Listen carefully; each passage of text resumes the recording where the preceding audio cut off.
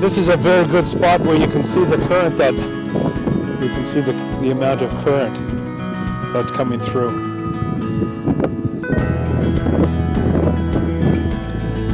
And so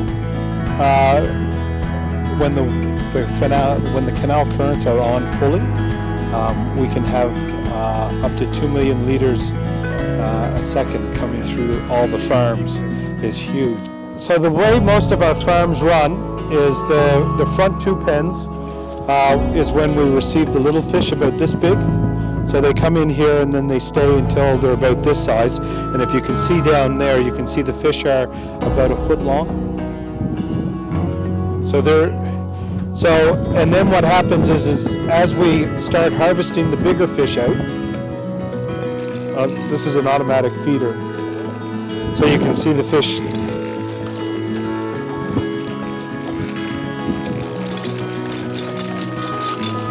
So all our little fish have an automatic feeder, so that they're, every few minutes there's feed that's offered, so that they can eat continually through the day. And so there's about 25. Well, these ones will get fed up to 5 times a day. Yeah. And then once they get bigger, then it's twice a day. Yeah. And so they'll stay up until this size, and then we'll grade them into big and small.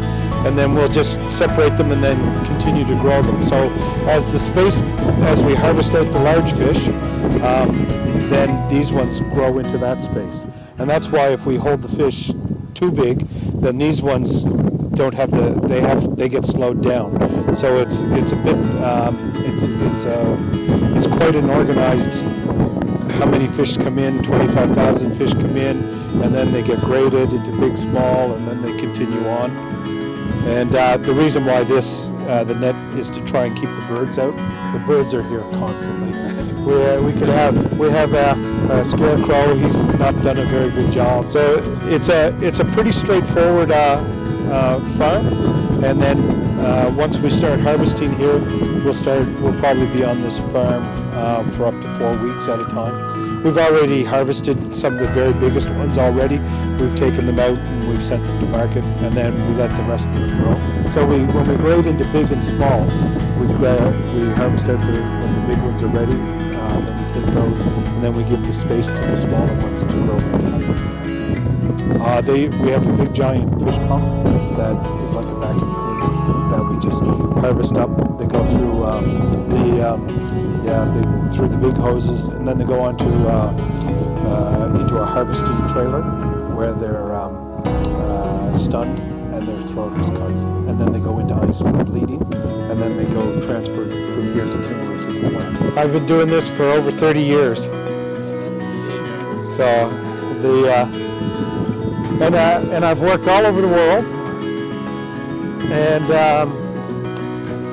to date, this is probably the most spectacular place I've worked.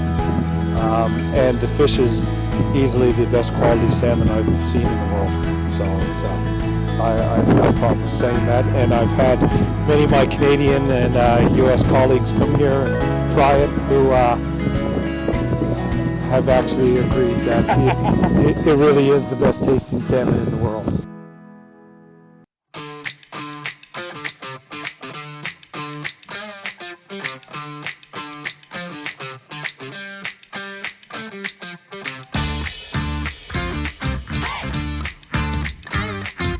Area coming in, we have to maintain really high standards for personal hygiene, hair nets, clean boots, jewellery, things like that. We can't have metal coming into the factory, things like that. So high hygiene coming in. This is a bit of a wash area.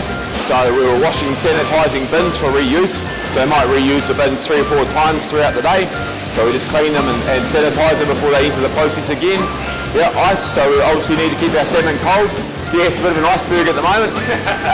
It does get like that sometimes, but we also supply extra ice to the farm if they need it. So we need to maintain the temperature of the salmon coming through. Ideally, we'll keep it under 5 degrees all the way through the process. So the colder it enters the process, the better chance it's got of maintaining its coldness throughout. So you'll see ice all around the plant. We can also refrigerate the plant, so you've got the fans up on the ceiling so we can turn on the cool air and bring the temperature of the plant down. So in Timaru, it can be 25, 30 degrees during summer, so we can refrigerate the main processing plant to keep the salmon nice and cold and tasting great. So.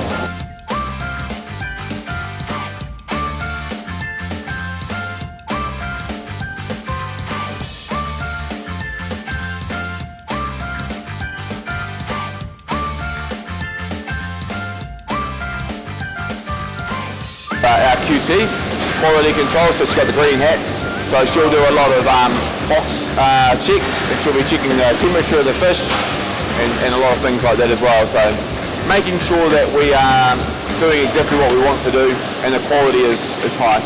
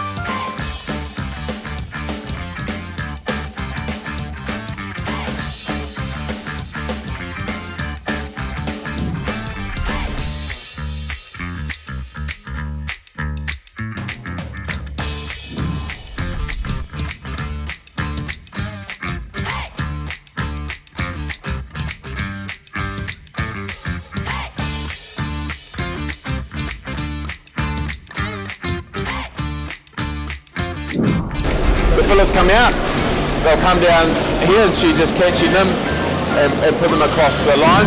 This is a white area. So we do plain boxes. Also got the wool cool. So this is a replacement for polybins. Yeah, so that's wool. Yeah, have you not seen it before? No? Wool cool, so it goes in like this. Tane's working on it, but food service soon. Potentially domestic will be cool. Yeah. So it means that you can take that out, fold down the box, don't have to deal with polybins. So better for the environment. It is, and a lot of companies are moving towards it. But we're not just settling on this, we're looking at other options too that are maybe instead of this part, maybe cardboard. So the whole lot might be cardboard recycling.